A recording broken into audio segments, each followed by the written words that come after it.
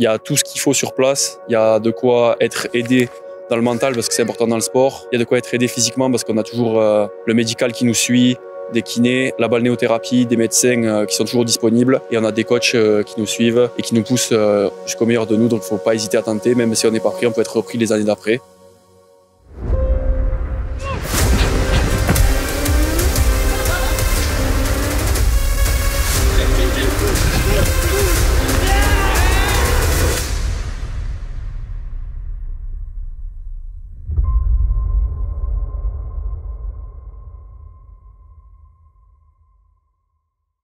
Loïc Carpen, je suis responsable du Pôle France à Toulouse. Je suis également préparateur physique et entraîneur adjoint. En parallèle, je suis prépa physique de l'équipe de France U19, mais aussi de l'équipe de France féminine. Les athlètes au sein du Pôle France sont en double projet, c'est-à-dire scolaire et sportif. Le matin, ils sont en cours et l'après-midi, ils sont libres pour pouvoir faire les entraînements, généralement à partir de 14 h jusqu'à 18 h.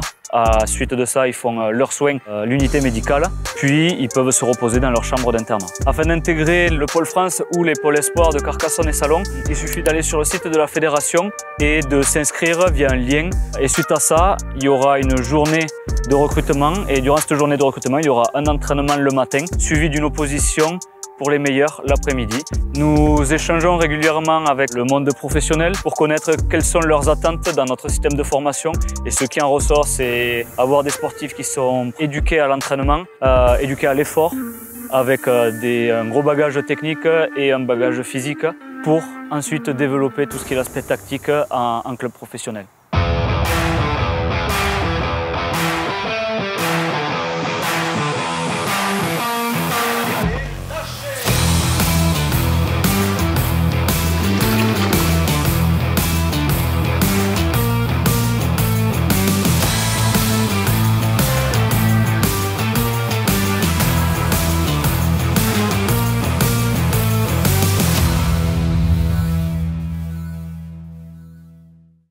Je suis Jérôme de Azevedo, je suis l'entraîneur du Pôle France Krebs de Toulouse. Je suis également cadre technique de la fédération et je suis chargé du développement du para-rugby 13. Il y a certains athlètes qui peuvent prétendre à rentrer directement en Pôle France. Sinon, on leur conseille vivement de passer par les pôles espoirs et ensuite intégrer le Pôle France après avoir passé une année de formation là-bas. Nous visons à faire intégrer nos jeunes athlètes sur les centres de formation pour ensuite se développer vers du monde professionnel. Sur les avantages que nous avons au Pôle France au sein du Krebs de Toulouse, c'est que tout est à disposition, que ce soit les terrains d'entraînement, les salles de musculation, des nutritionnistes, des psychologues du sport, tout un service scolaire à disposition aussi des athlètes et des unités de vie pour permettre aussi le bien-être de chaque athlète qui vient ici se former. Nous avons également une nouvelle unité de récupération qui permet d'avoir des bains chauds et froids. On se sert aussi sur le terrain de GPS, donc une évaluation qui nous permet de voir les vitesses des athlètes à tout moment. On a des opto-jump qui nous permettent de voir les détentes et l'évolution en détente des athlètes. On développe surtout un bagage technique, on ne travaille pas sur du tactique ou du travail d'équipe.